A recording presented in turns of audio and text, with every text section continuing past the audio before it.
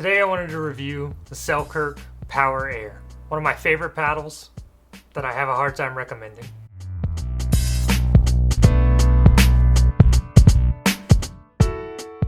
In the 2 years since this paddle came out, a lot's changed in the paddle market, specifically the rise in popularity of thermoformed carbon fiber paddles, which makes answering if this paddle's still worth it in 2024 a little bit harder to answer.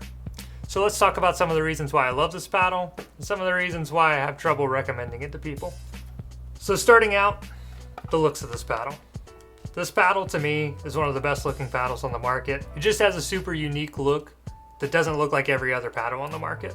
Some people really hate the hole in the middle. I personally don't mind it, though I'm not sure how much it actually affects performance. Speaking of performance, this paddle plays super unique. It doesn't feel like any other paddle I've used. It has a ton of pop, a ton of power. It has a really unique flex that doesn't feel like any other paddle. Performance is also this paddle's biggest downfall. It has so much pop, so much power that it really suffers in control.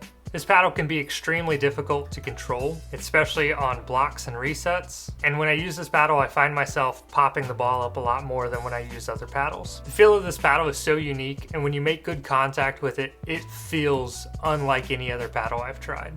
Unfortunately, making good contact with this paddle isn't the easiest thing. Another unique area with this paddle is its spin. I find that I get excellent spin with this paddle.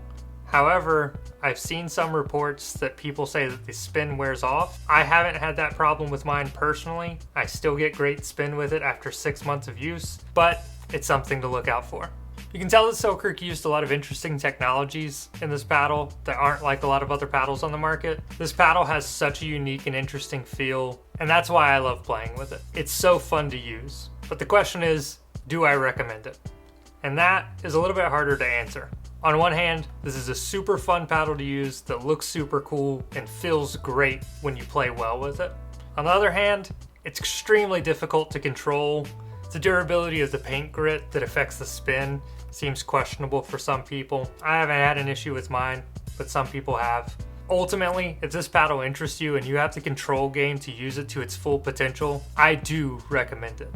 However, when I got this paddle, I was not near good enough in my control game to take advantage of this paddle. I popped it up far too much. I mishit it far too much. The sweet spot isn't the biggest on this paddle, which gave me a lot of issues when I was first starting out. But now that I've gotten better at pickleball, now that I've progressed in my skills, I love using this paddle.